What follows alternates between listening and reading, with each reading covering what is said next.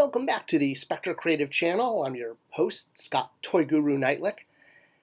I've been in the toy industry for a little over 20 years, and today I'm going to talk about toys and copyrights and public domain and all that kind of stuff. Everyone knows what public domain is, right? It's when a book or a movie or a work of art has been around long enough that it's then legally owned by everyone and anyone can use it, and sometimes companies find ways of getting around this, and that's a whole YouTube video for another time. We're specifically going to talk about trademarks and copyrights in the toy industry and some of the interesting solutions, issues, and complications that naming toys can have. So let's jump in.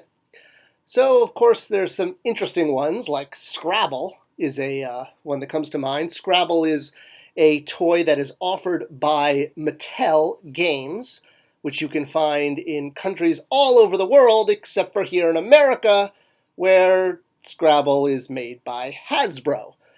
Yep, that's because Hasbro has US distribution rights and Mattel has international distribution rights. So the same game produced by two different toy companies.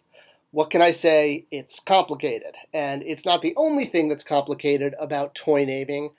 This is just starting to scratch the surface, shall we say.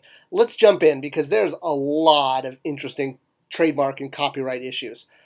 So first off, trademarks cost money. They can cost a lot of money, especially when you're naming a lot of things. I mean, Mattel makes hundreds and hundreds of Hot Wheels a year. You know, how many My Little Ponies and how many G.I. Joes, Star Wars. Well, actually, Star Wars is a bad example because that's a licensed property.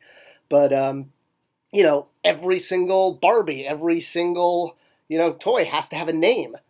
The other thing, besides being expensive, is that toy trademarks expire. If you don't use it after a certain amount of time, I think it's somewhere between 3 and 5 years, you lose it. So even if you've already bought it and purchased the name and the copyright to use it in a certain territory, like the US or US and Canada or US, Canada, and Europe, whatever it is, you can lose it. As an example, Mattel used to own Mad Scientist. And they didn't make Mad Scientist toys for a long time, so they lost the right to the name. And other companies started putting out Mad Scientist toys and using the name and kind of almost cashing in on the vintage nostalgia of the name. Another good example that I'm closely associated with, since I brand managed the Masters of the Universe He-Man line for about 10 years, is the good old 1986-ish, 1986, I think, maybe 87, release Ninjor, the evil ninja warrior. So this character Mattel did in the 80s, and he was awesome, and he came with a ton of accessories. And when it came time to looking at doing another Ninjor figure, well, in the time since Ninjor was put out, Bandai had come along and copyrighted the name Ninjor for one of their Power Ranger toys, which meant the name was no longer available and is owned by another company. Simply because enough years had passed, Mattel hadn't produced more Ninjor toys, and so the name expired, essentially. If you keep putting product out continuously, like Barbie, you will constantly own the name. But as soon as you stop, you can potentially lose the name, and another company can pick it up. And as I said with the Mad Scientist example, they can even kind of almost cash in on the equity. So when it came time to doing the Ninjor Masters of the Universe Classics figure, we couldn't use the name Ninjor on package, so instead we gave him a generic name and just called him Ninja Warrior. This was specifically done because we didn't want to just come up with a completely new name for him, and by just giving him a generic name, it was kind of the wink to the fans that, look, it's still Ninjor, but we can't put his name on package, so we're just going to give him a generic name to show you we still care about the old one. I know, it's tough. It's a tough problem to solve, and how different companies solve it is actually quite interesting, because there's different methods. One of the things that you see quite often, and Mattel does this a lot, is they will take, every year, I sound like a Valley girl, every year they will get a list of copyrights that are going to expire, and they will see which ones they want to keep, and see if they can find a toy to put them on. So this remote control toy here got named Triclops. Now I know the Clops is spelled with a C, but you can actually do that. You can change the spelling.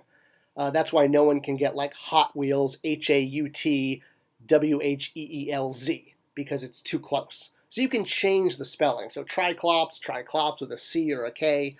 Mattel saw that they were going to lose the copyright to this name, a name that was originally used back in the 80s on our, green masked, well, not masked, green-eyed?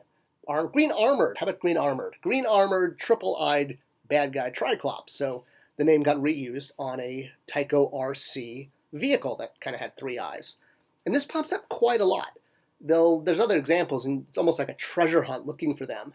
So one of my other favorites is Grizzler, the Hot Wheels car, because when you have a car, the first thing you think of is a bear-type name. I don't know. Either way, this car got named Grizzler, and of course that was because the name was set to expire, and Mattel wanted to preserve the name. That was originally used, again, on a 1980s Masters of the Universe figure, Grizzler, the evil horde henchman with the real fur. I got his tagline right. I probably got it wrong. I get the stuff wrong all the time. But hey, it got them to keep the name Grizzler, so by the time Classics rolled around, we still owned it, and we could call the character Grizzler and not Furry Bear Man. Something else you see Mattel specifically do is on packaging, and the name has to appear on package. That's the deal. So they'll do trading cards on the back of packaging. This is like a Hot Wheels 20-pack, and on the back were a bunch of trading cards for vintage cars. But the only reason that they're on there is to save the name. By having the name on a trading card, it's therefore on package, and they get to keep the name. It's actually pretty clever. I have to hand it to the guys in the packaging group that came up with this. I sort of stole this idea and used it sort of in a less obviously clever way on Motu Classics shipper boxes. I would have them print words and even phrases like "I have the power" that were set to expire. Another example on Battle Cat on the white shipper box, because essentially we had free real estate on these shipper boxes. They were just meant to protect the toy. So if we could slap something like Battle for Eternia onto the front, it kind of had to do with Battle Cat, but it was just there to protect that phrase, which was about to expire. Mattel owned that phrase, and it was expiring. And the same thing with, character names. We had taken out a trademark for Lieutenant Spectre for the Royal Guards, and I wanted to keep the name because of Mighty Spectre coming up. And, same thing on Thunder Punch He-Man, the Fighting Foeman was going to expire. And we knew we wanted to use that name as well. So we could just slap it on the front of a shipper box, and that counted because it was on packaging. It wasn't hidden in the fine print. It was right there. I know a lot of fans found this kind of confusing. They're like, why in the world, does it say Valley of Gnarl on Cobra Khan's package? And that was purely because we wanted to keep the copyright to that. It had nothing to do with the character. It was just sort of whoever was next in line. And as copyrights expired, we would slap the name on. And sometimes it worked. Sometimes it actually kind of, sort of worked with the name of the character. And other times it made no sense at all, and it was just a name. In fact, eventually I think we wound up putting them on the back of the shipper box. It was still bigger than fine print, but it at least wasn't confusing fans because it was on the front. This one with King Grayskull, where it says Power of Grayskull, that almost looked like it was done on purpose, but it was just done to keep the name. On the other side of the big toy company, the big two, Hasbro has another technique that they use when they want to put a name on package that they can't get access to. So instead of renaming a character Ninja Warrior, or in this case because it's a licensed character, they will put the name of the licensor in front of the character's name. So in this case, there you have Marvel's Maverick. Or in another case of the exact same thing, on package, this character is called Marvel's, plural, ownership, Rage, because the name Rage and the name Maverick are probably owned by other toy companies. Spider-Man probably isn't, but these characters with generic names like Rage and Maverick, odds are someone else already owns that name. And you'll also see other kind of clever ways of doing this. And, again, Mattel and Hasbro both have ways. MGA, Spin Master, they all have ways of doing this. I'm just highlighting a few. So in this case, when Iron Man 2 came out and they put out some Whiplash figures, both comic style and movie style, Well, they couldn't use the name Whiplash on package, so they gave him a full name with Whiplash as his nickname. And that's, of course, because Whiplash is a character in the Masters of the Universe Classics line, and he had recently come out, and Mattel renewed and now continued to own the name Whiplash. So he couldn't be used on Hasbro's package. They had to make that sort of his nickname. And, another way that they kind of cleverly do this. It's not a perfect system in no way. And it's one of those things that, unless you're paying attention to it, things can slip. Toy companies can lose the rights to names that they don't mean to. And keeping an eye on copyrights is almost like a full-time job within the toy industry, especially at the larger companies. When I worked as a copywriter in the Hot Wheels group at Mattel, I was a writer. That was something that I was heavily involved with. The nice thing is, though, at the end of the day, when the figure's out of the package, you can call it whatever you want. It's up to you.